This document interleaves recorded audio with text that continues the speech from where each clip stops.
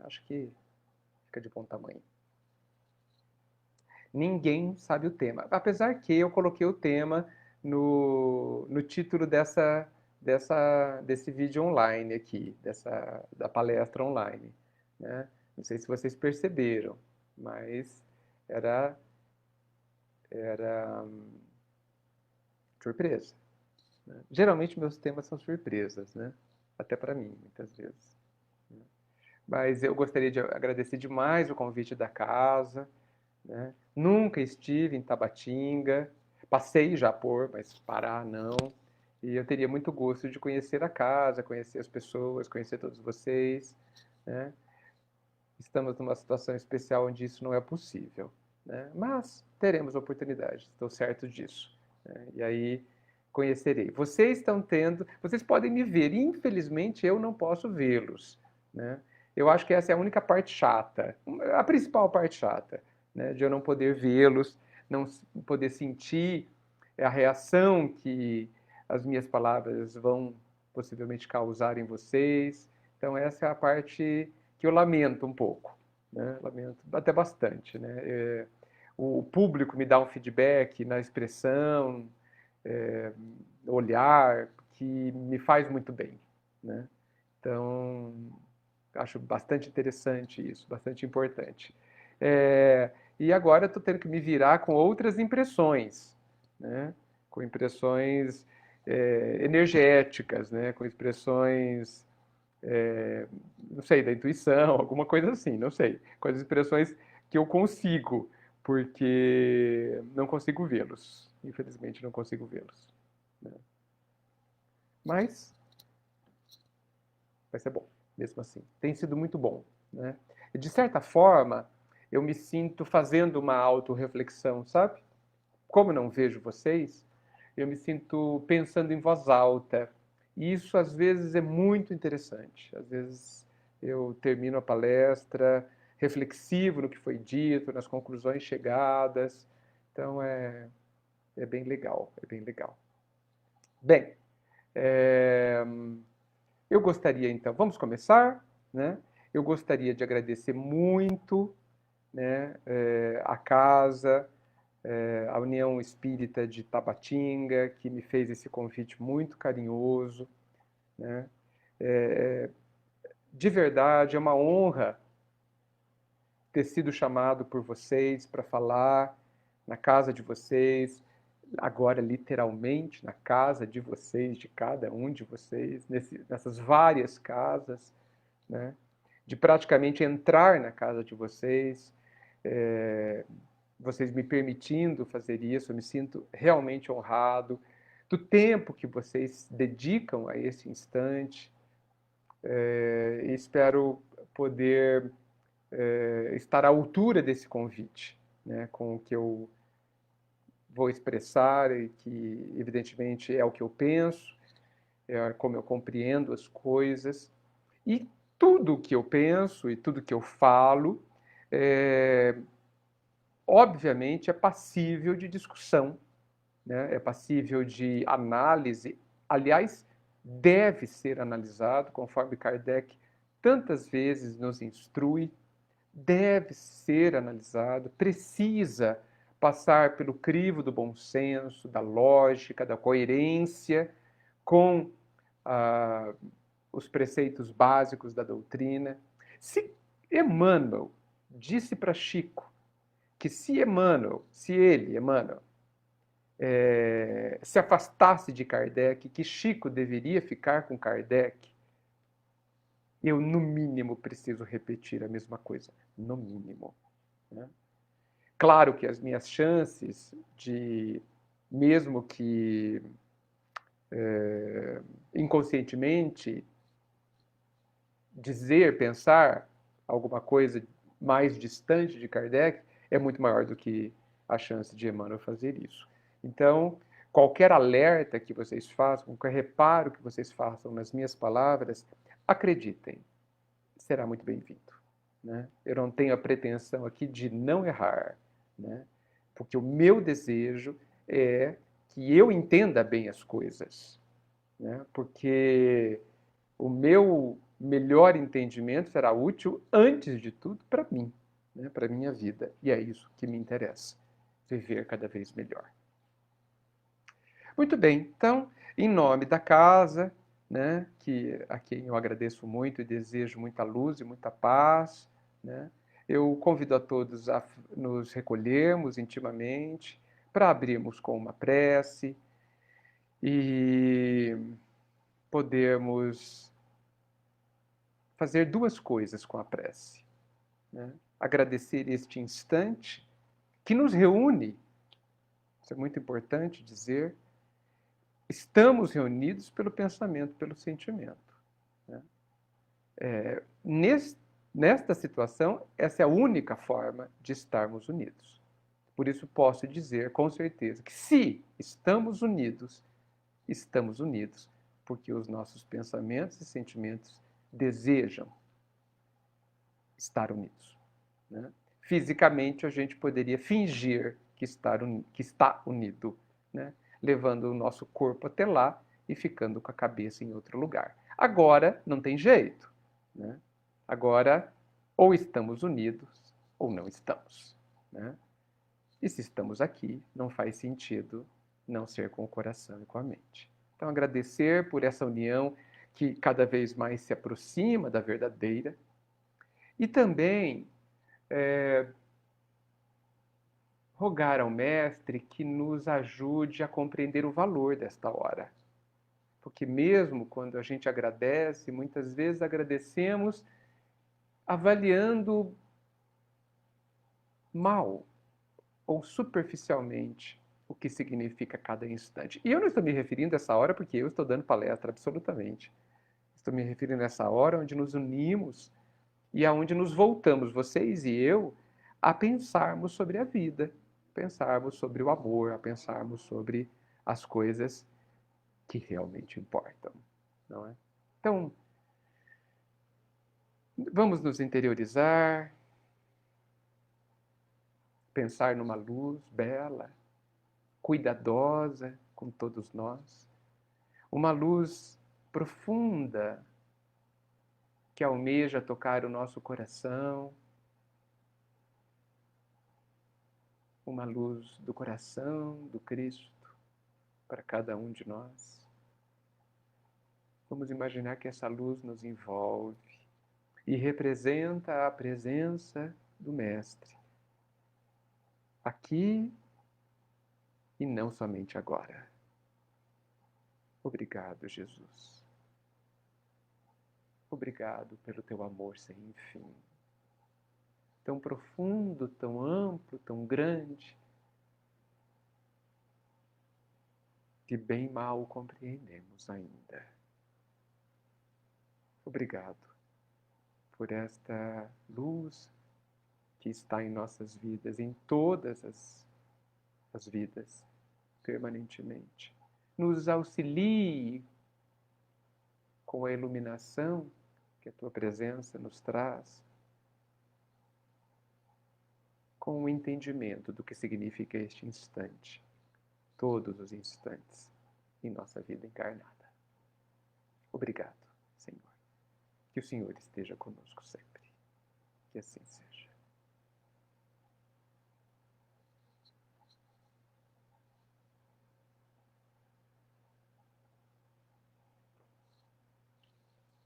Muito bem. O título da palestra é Está Tudo Certo. Está sempre tudo certo. É um título ousado, é um tema ousado, porque nós vivemos num momento atípico, né? A normalidade da nossa vida no planeta foi alterada há 6 meses atrás, né? E muitos de nós pensamos que não está nada certo, né? Que certo era como estava, né? Antes também estava tudo certo, eu devo dizer. Há 3 meses também estava tudo certo, hoje também está tudo certo e amanhã também estará tudo certo. Não importa o que aconteça. Será que a gente consegue pensar dessa forma? Olha, eu pagaria um tostão para vê-los e ouvir a resposta de vocês se estivesse presencialmente com vocês, né? Será que a gente entende, acredita, aceita, compreende que está tudo certo? Que sempre esteve tudo certo e que sempre estará? Eu não estou dizendo, quando eu faço essa afirmação, de que os homens estão fazendo o que devem fazer, todo o bem que deve fazer, que devemos fazer, toda a compreensão que devemos ter sobre todas as coisas. Eu não estou dizendo isto. Eu não estou dizendo que que me agrada a imensidão da dor que existe no coração dos homens, nesse mundo tão grande. Eu não estou dizendo isso. Eu não estou dizendo que não poderia ser melhor. Eu não estou dizendo que não há o que devemos aprender. Não, eu estou dizendo que tudo está como pode estar. Porque eu parto do pressuposto de que não cai uma folha da árvore sem que o pai o queira. Que eu parto do pressuposto que todos os fios da nossa cabeça estão contados. Aliás, fazendo uma brincadeira, é bem fácil no meu caso, estarem contados. Significando que a vida sabe muito bem sobre todos nós, sobre as nossas necessidades, os nossos desejos, a nossa vontade, sobre o ponto que estamos, sobre o que pensamos e sentimos. A vida, é aqui representando o Pai, está a par de tudo. Eu levo em consideração também de que há uma lei de justiça e de amor que rege tudo. Há uma lei que diz que cada um sempre terá segundo as próprias obras. Há uma lei do amor, da fraternidade, que rege as relações humanas no universo todo. Onde as coisas não estariam certas? Se a dor é a lei em funcionamento, entregando a cada um de nós uma colheita necessária, educativa, pedagógica. Então, sempre está tudo certo. E a grande pergunta que eu insisto em fazer a todos nós, e evidentemente a mim também, é: entendemos assim? Acreditamos assim? Aceitamos que isso é uma verdade? De que a vida está em pleno e perfeito funcionamento? Não é só o sol que amanhã se levanta um pouquinho antes ou depois das 6 horas da manhã.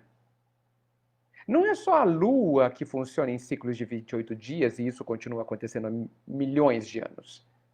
Não é só o vento que sopra na direção correta, não é só a água que está onde está corretamente. Não, não são só essas questões que estão todas no seu lugar. Tudo, inclusive no âmbito do mundo moral, e não somente do mundo físico, que também, da mesma forma que o mundo físico é regido por leis precisas, perfeitas e imutáveis,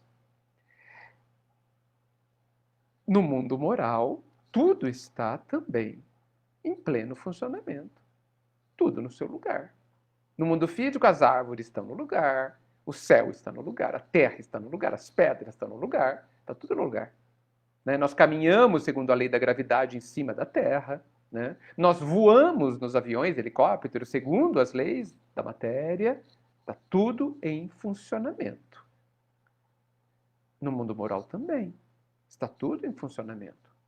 O que acontece na vida de cada um de nós obedece a leis claras, cada vez mais claras, né? Profundamente estudadas dentro da doutrina espírita, né? Colocadas com imensa amorosidade pelo Pai, por Jesus, pelo nosso Senhor Jesus. Está tudo bem, está tudo correto. Ah, mas não temos felicidade? É verdade. Mas também não temos felicidade exatamente porque não cumprimos a lei. Porque estamos nós em desarmonia ainda com a lei, porque somos aprendizes. Então, se não cumprimos a lei para sermos felizes, é justo que a lei se cumpra nos dando a infelicidade, já que não fizemos o necessário para a felicidade. Vocês concordam? Concordam que é assim que deve ser? Concordam que as leis do Mestre de Jesus estão em funcionamento? Senão as coisas seriam diferentes. A pandemia está aí cumprindo leis físicas e possivelmente morais também. Né? Os ladrões estão aí, porque a lei de livre-arbítrio está em funcionamento. A nossa vida é como é, porque a lei da plantação e da colheita está em pleno funcionamento. Hoje nós temos as consequências do ontem e amanhã teremos das ações de hoje. É assim há milhões de anos e assim continuará sendo. As leis já são conhecidas. Se a gente pensar como os jovens pensam, os jovens, todos nós, mas os jovens, eles vivem uma situação muito interessante, né? Eles gostam dos games, dos jogos, né? E os jogos, eles têm algumas questões que são muito instrutivas e que nós deveríamos pensar sobre os jovens também.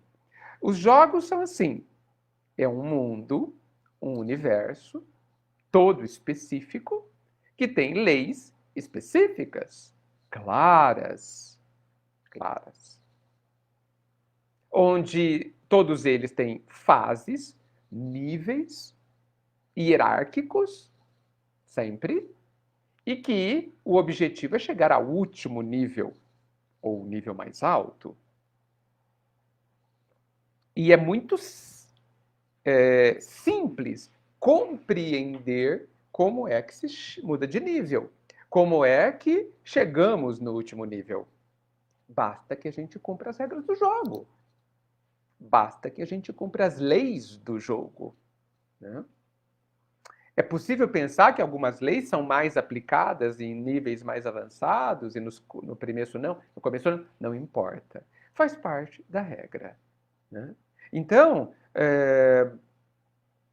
muitas vezes os jogadores dos games não sabem direito o que fazer em cada fase, mas eles têm que viver a fase, descobrir aonde estão as coisas, como as leis ali, as regras funcionam.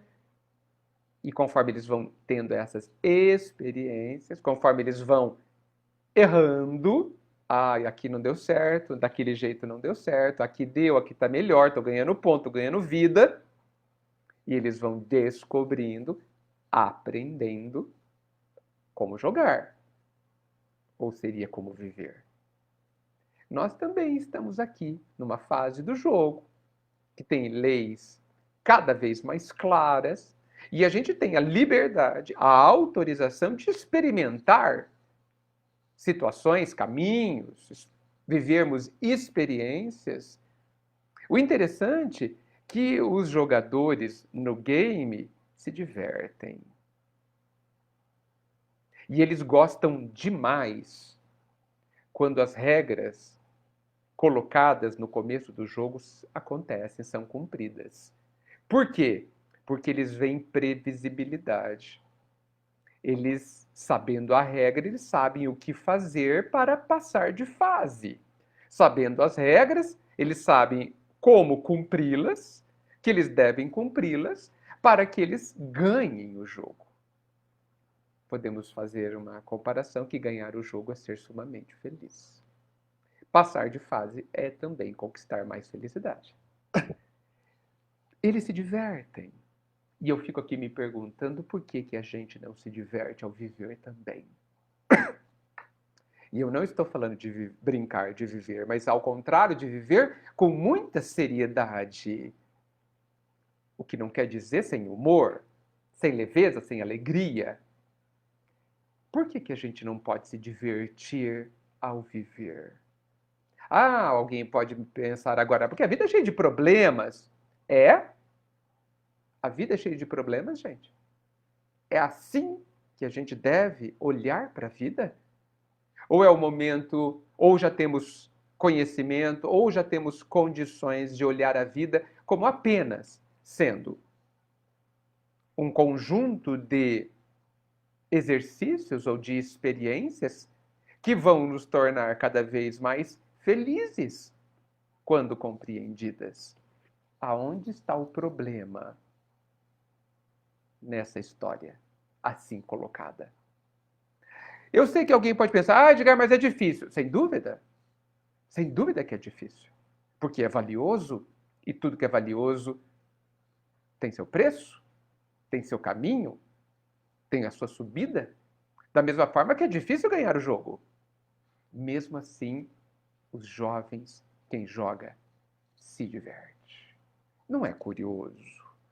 Por que, que a gente não se diverte? Eu gostei, eu mantenho essa pergunta no ar. Por que, que a gente não se diverte? Por quê?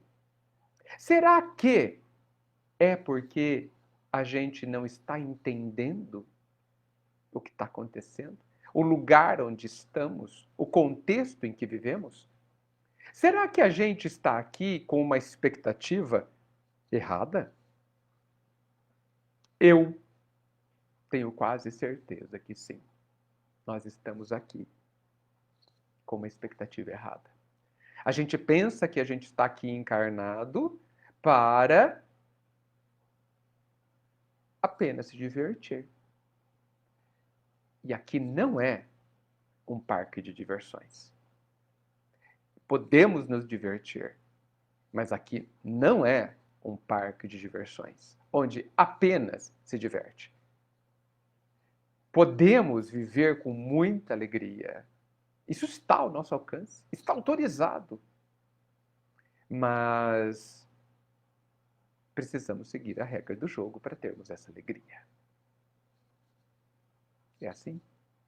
Detalhe importante: diferentemente dos games dos jovens, neste jogo ninguém está autorizado a sair dele.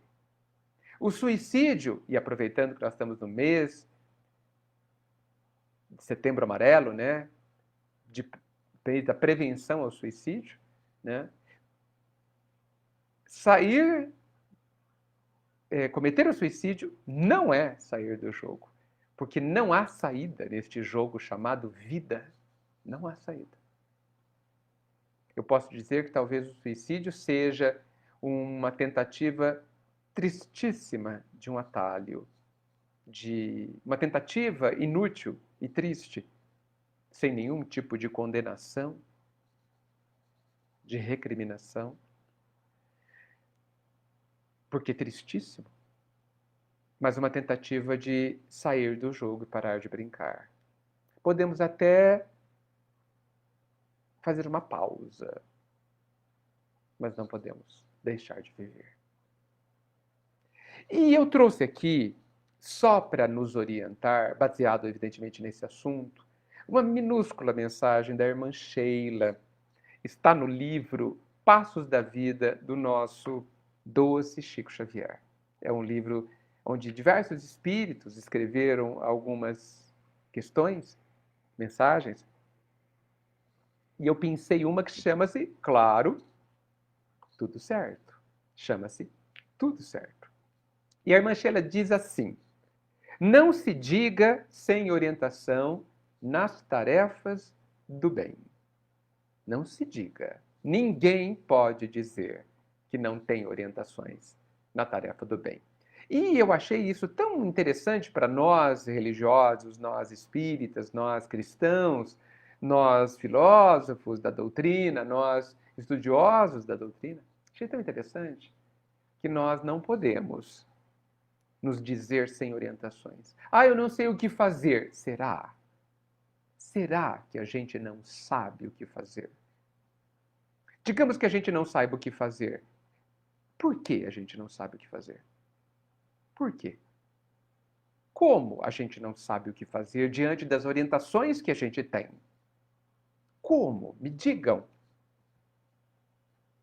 Porque Bem, vamos deixar a mensagem. Mas nós não temos possibilidade de dizer que a gente não sabe o que fazer. Porque as regras, como nós devemos comportar, elas estão à nossa disposição no Evangelho. Que não seja no Evangelho, na orientação do Mestre, que diz que nós precisamos estender a mão ao outro, mesmo que ele seja nosso inimigo. Que nós devemos perdoar o outro e a nós. Que nós devemos amar o outro e a nós. E que a nossa tarefa para sermos felizes, a regra principal, diz que nós devemos dar o melhor de nós. Ponto final. Fiz um super resumo do que deve ser feito. Trocando, e com isso nós podemos trocar em miúdos e em cada situação que a gente vive, descobrir o que fazer, baseado nesses princípios. Eu insisto em dizer, eu sei que não é fácil, mas esse não é o ponto. Ser difícil não é a desculpa para não fazer. Não é. Porque não podemos esquecer que só é difícil porque não sabemos. Porque depois que a gente sabe, fica fácil. É assim na escola, é assim quando a gente aprende uma profissão, é assim em qualquer aprendizado. Né? Ah, eu não sei ler, é difícil? É. Mas é difícil até que eu saiba. E até que eu saiba, eu preciso me esforçar. E quanto mais eu me esforço, menos difícil fica. Então, se é super difícil, possivelmente é porque eu ainda não comecei a me esforçar. Pensem nisso. Eu sei que são palavras duras, mas talvez sejam as palavras que a gente precisa de forma geral. Ela continua: movimentando providências inúmeras, as leis da vida nos situam a todos, em cada instante, na linha certa, para a edificação do reino de Deus. Dentro de nós, inclusive. Então, olha, ele está dizendo que por inúmeras situações, inúmeras providências, as leis de Deus, da vida, que não sei se a gente pode mais discutir se elas são perfeitas ou não, porque acho que já temos condições de afirmar categoricamente que elas são absolutamente perfeitas. Né? Então, por conta de providências inúmeras, as leis da vida nos situam a todos numa linha certa, no caminho reto para a construção do reino de Deus. Então, veja, olha só as palavras que eu usei. Nós temos o caminho na linha certa. Se existe um caminho, nós precisamos caminhar por ele. Quem vai caminhar somos nós. Para a edificação, para a construção. E para construir, quem vai construir somos cada um de nós. Então, assim, está tudo pronto. Está tudo certo para que a gente faça a nossa parte. Só falta a nossa parte na nossa vida para ser feita. Na imensa bondade do Pai, Ele já preparou tudo, já acertou tudo, já providenciou tudo o que os filhos de Deus precisamos para, com o uso da nossa vontade, com o uso do que a gente sabe, com o uso do nosso esforço para aprender, a gente edifique, desenvolva, construa a felicidade que podemos traduzi-la aqui como a edificação do reino de Deus. Só falta a nossa parte. É como se todo o material da obra estivesse aqui já. Tijolo, ferro, madeira, tudo. Só falta o cimento. Ah, o cimento é você que faz. Deus não fará. O cimento é com você. É hora de providenciá-lo. Ah, mas é difícil. Difícil porque não estamos habituados. Difícil porque ainda não começamos a fazer. Mas de tanto fazer, se tornará fácil. Não é assim? Em tudo que aprendemos? Tudo. E ela continua. É assim que você permanece com exatidão. Então, olha só, hein? Você precisa. É assim que você, cada um de nós, permanecemos com exatidão no dia certo. Hoje é o dia certo. O seu dia foi certo. Tudo que aconteceu com o seu dia, tudo que as pessoas fizeram, foi ideal como experiência e como exercício para cada um de nós. Nós permanecemos com exatidão no caminho certo, no lugar certo, no momento certo, no compromisso certo. Interessante. No trabalho certo, na experiência certa, na posição certa,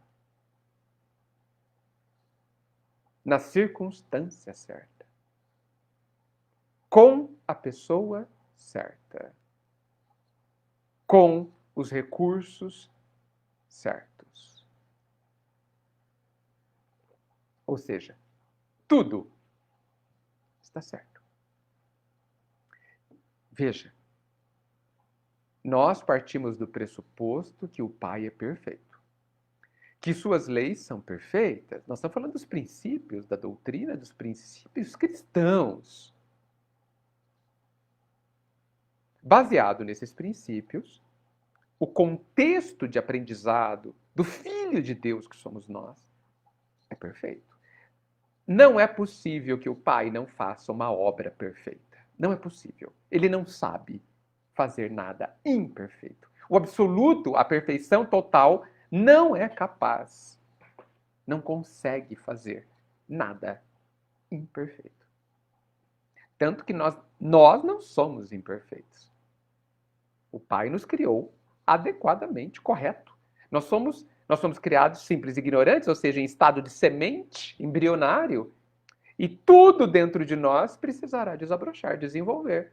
A semente há de virar árvore, e depois fruto, flor e fruto. Nós também. A semente é perfeita, a árvore também é, porque ela é a semente que se desenvolveu. Nós somos perfeitos.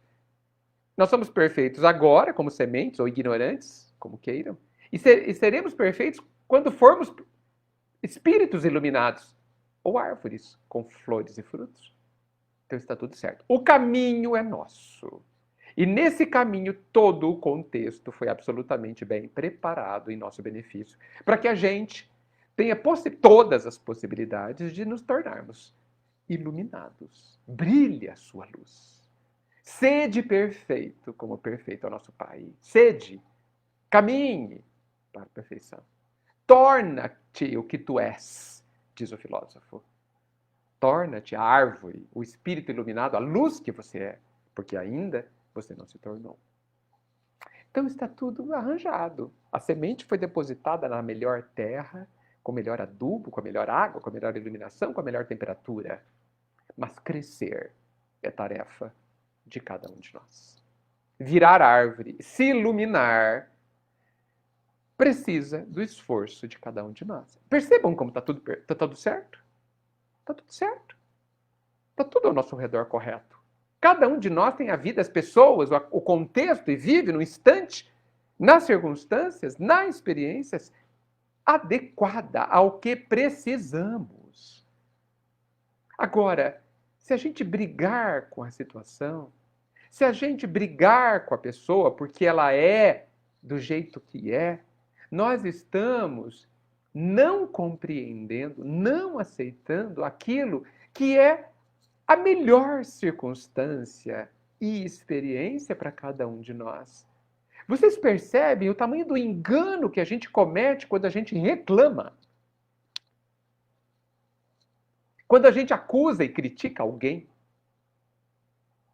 Vocês percebem o tamanho do engano que a gente comete, do tamanho da ilusão que a gente então vive? Por não estarmos compreendendo que tudo na sua vida hoje, neste instante e amanhã também,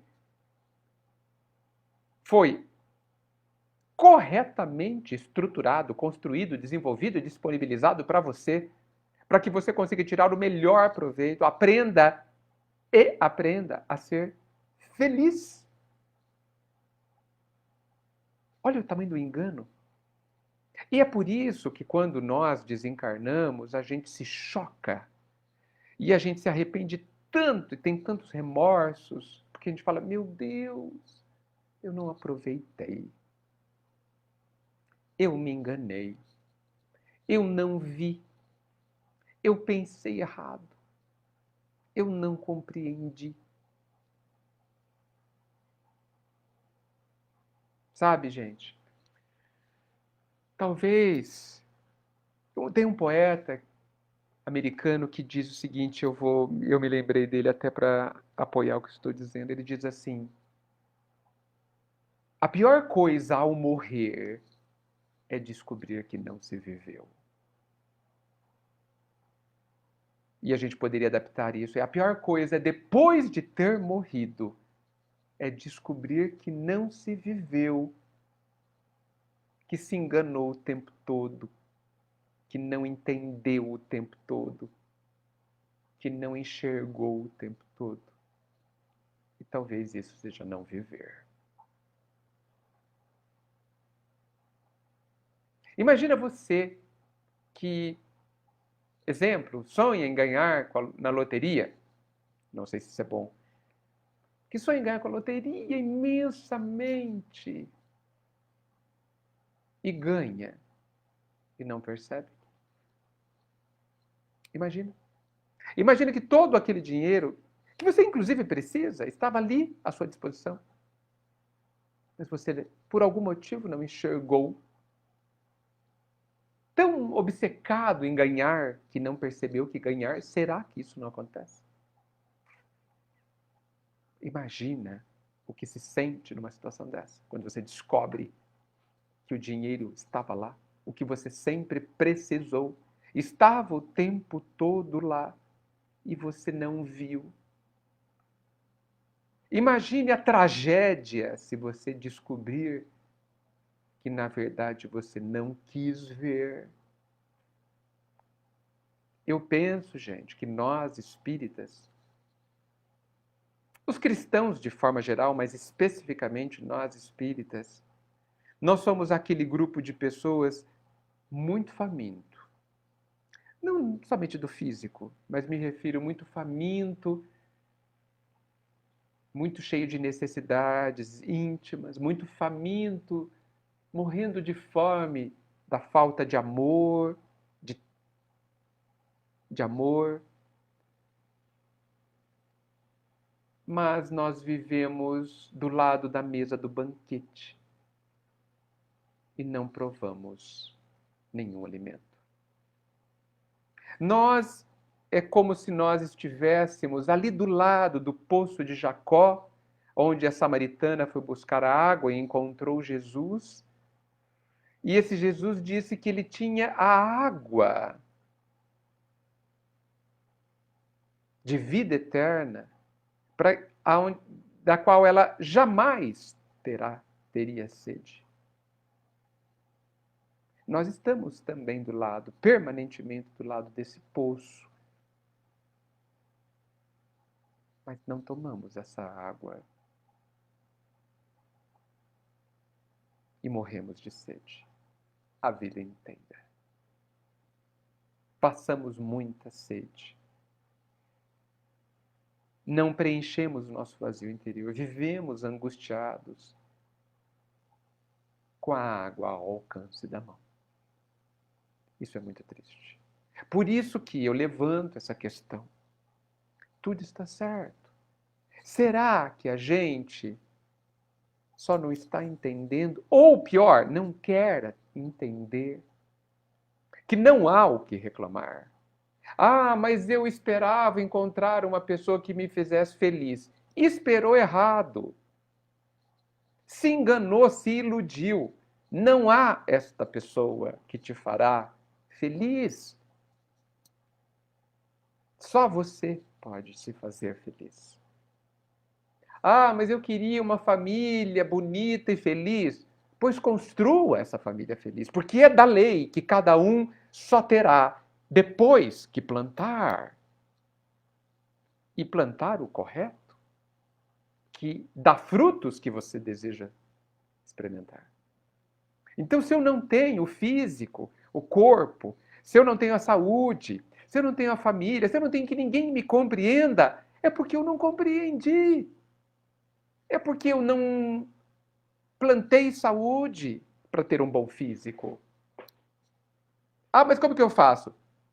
Haja de forma saudável. E amanhã, talvez até em outra vida, não importa, amanhã você terá saúde. Compreenda e amanhã será compreendido. Não é assim que a lei funciona. Não é assim a regra desse game, desse jogo. Hã? A regra é clara. O jogo é claro. Planta e colherá.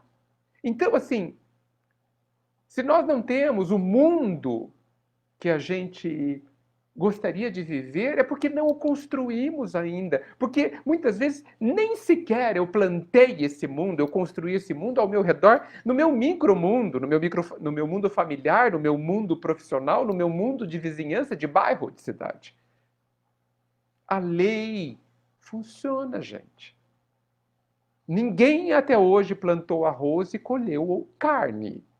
Isso não existe. Nunca será assim. Então, no âmbito moral, das leis morais, é da mesma forma. Tudo está correto. Mas eu ainda não terminei a mensagem da Sheila. Ela prossegue, ela diz assim: no que respeita à sabedoria divina, tudo está certo, para que venhamos a realizar o melhor, amando e perdoando. Olha a dica. O que é o melhor? É quando eu amo e é quando eu perdoo. Melhor para quem? Para mim? Num egoísmo inteligente, me permita dizer assim, num egoísmo divino, num egoísmo elevado. Porque quem ama e quem perdoa é o grande beneficiário. O grande beneficiário. Então, está tudo certo para que venhamos a realizar amando e perdoando, aprendendo e servindo. Pronto. Temos tudo já. Já temos a direção, já temos, né? Já sabemos o que nós fazer. Veja, a mensagem diz que está tudo certo. A nossa parte é amar, perdoar, aprender e servir. Não existe mais nada a fazer. Se nós agimos desta forma, e essa forma precisam ser os nossos norteadores. Na situação agora que você está vivendo, na situação difícil que você está vivendo, a pergunta que talvez você possa fazer a você mesmo é: como é que eu faço nessa situação que eu estou vivendo para perdoar, amar, perdoar, aprender e servir? Pergunte-se. Você quer ser feliz? Alguém aqui quer cumprir as regras do jogo que funcionam?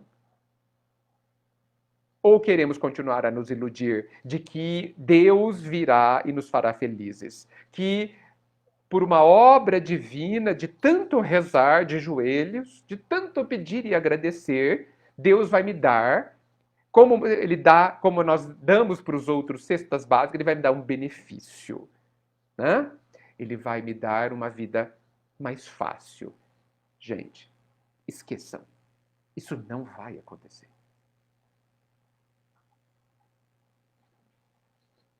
O Pai continuará a nos tratar com dignidade. O Pai olha para nós e vê um ser de luz que não sabe ainda brilhar. Vê a expressão da própria grandeza, da grandeza dele, que ele transferiu também para nós. Ele vê uma luz a brilhar. Amanhã. Brilhando menos hoje, cada vez mais até amanhã. Mas que terá que se levantar e se colocar de pé diante das coisas. Aliás, diante de si mesmo. De se enxergar com dignidade. Porque o Pai nos fez para sermos dignos. para nos olharmos reconhecendo o próprio valor e a própria grandeza, a própria capacidade de ser luz. Porque ele nos deu tudo isso. É hora de tirarmos as vendas. É hora das desilusões ocorrerem.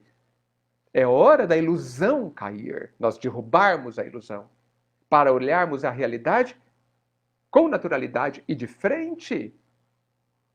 Como os jovens que adoram os games. Qual é a regra para que eu ganhe esse jogo? Essa? Ok. Então eu vou cumprir e vou me divertir. Percebam que lá quando eu jogo os games, cumprir as regras do jogo também se chama cumprir o dever. Só que aqui a gente não gosta de cumprir o dever. Dizem por aí que cumprir o dever é se sacrificar. Eu não concordo. Porque o dever, no meu entendimento, é a estrada larga e asfaltada, é a avenida que o Pai está nos indicando de como é que nós devemos caminhar esse caminho. Porque o dever é o caminho mais fácil. Eu repito, é o caminho mais fácil para sermos felizes.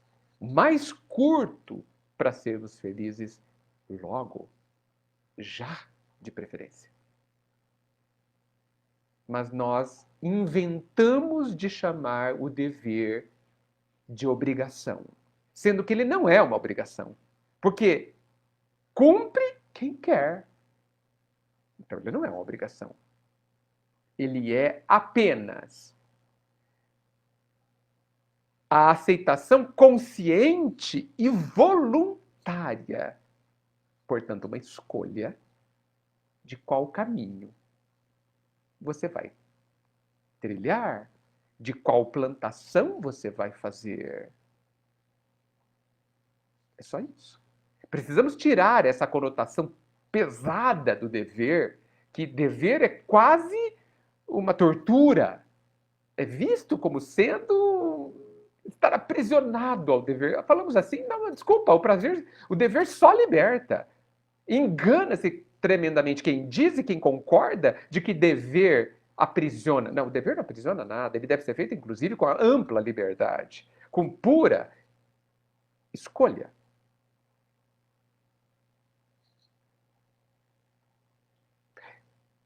Sheila continua dizendo que a ação, porém, é nossa. Deste modo, olha só como ela termina. Deste modo, sentir errado, pensar errado, decidir errado ou fazer errado constituem problemas que correm por nossa conta. É brilhante, né? É simples. Está tudo pronto. O caminho é este. Como eu caminho? Amor, perdão, aprendendo e servindo. Está tudo certo. Mas agir, pensar e sentir, corre por nossa conta. Por quê? Porque nem Deus entra dentro de nós para nos obrigar a pensar e sentir. Nem Deus. Olha a amplitude desta liberdade que temos. Está nas nossas mãos. Nós estamos reclamando como a criança que reclama porque acredita. Ou talvez prefira continuar brincando, já sabendo, já podendo se colocar de pé e começar a tomar conta da própria vida. Está tudo certo, amigos. A vida é perfeita, perfeitamente estruturada, perfeitamente estabelecida, perfeitamente definida e colocada para cada um de nós. Por isso que tudo são bênçãos. Não há pessoa nesse mundo, em qualquer situação em que viva, por mais dolorosa e triste que seja, que não viva coberto de bênçãos. Faltando a essa pessoa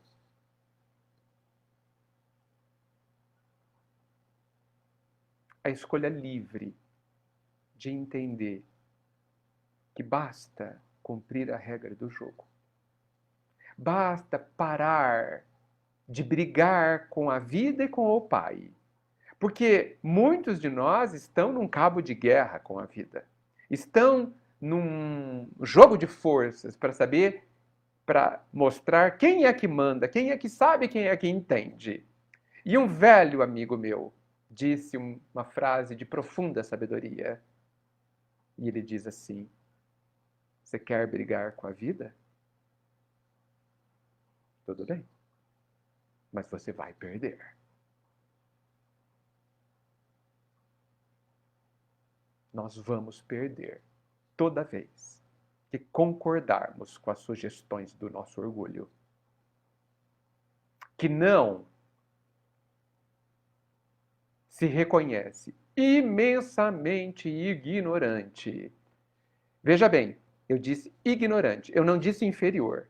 Porque não somos inferiores, ninguém é inferior. O assassino não é inferior, é ignorante. Mais ignorante talvez que outros, mas inferior não. Por quê? Porque nós somos feitos de um material divino. Nós somos feitos pelo Pai, por Deus. E o material do qual ele nos fez é divino. Mas somos inferiores. Desculpa, somos ignorantes. Completamente ignorantes.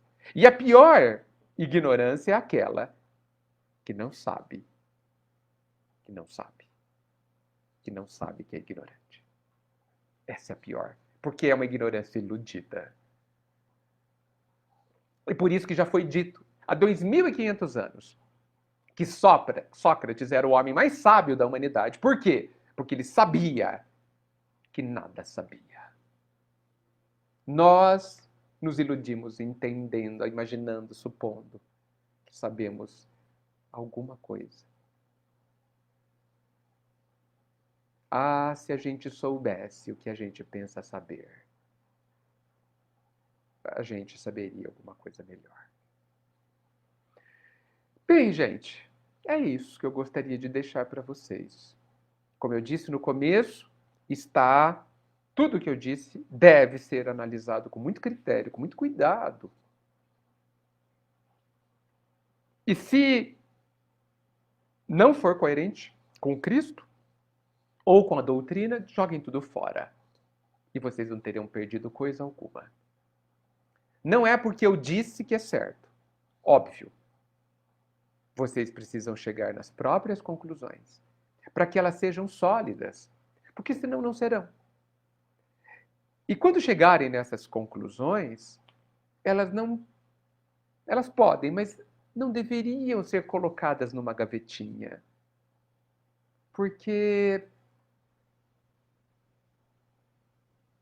senão a gente continuará morrendo de fome do lado da mesa do banquete, morrendo de sede do lado do poço da água de vida eterna. É tempo de viver, gente. É tempo de viver de verdade, de despertar, enfim. É tempo de acordar e se convencer que nós não estamos num parque de diversões. Que aqui é lugar de trabalho e de estudo. Que é tempo de arregaçar as mangas, de entender como são as regras que nos tornam felizes e de vivê-las se divertindo. Vivê-las com alegria. Não porque somos obrigados a vivê-las, porque não somos, mas porque nos trará leveza, alegria, felicidade, paz íntima, preenchimento do nosso vazio existencial, por caminharmos na estrada ampla e direta e fácil, a mais fácil de todas, por mais difícil que seja, do dever, da disciplina, do autoaprimorar-se, do olharmos para Jesus e para o Pai e vermos amigos e não aqueles que estão mais certos do que a gente. E que talvez isso nos traga algum tipo de incômodo. Que tristeza isso. Que a luz fique com todos. Eu agradeço demais por esta oportunidade de estar falando e imediatamente ouvindo tudo que foi dito. Porque vocês não podem ter nenhuma dúvida de que eu disse, acima de tudo, tudo que disse, para que eu mesma ouça e para que eu mesmo me esforce para ser coerente com o que penso, com o que acredito e com o que falo. Eu desejo muita luz a todos e sei, como disse durante essa hora inteira, de que tudo está bem na vida de vocês. Mas o meu desejo é que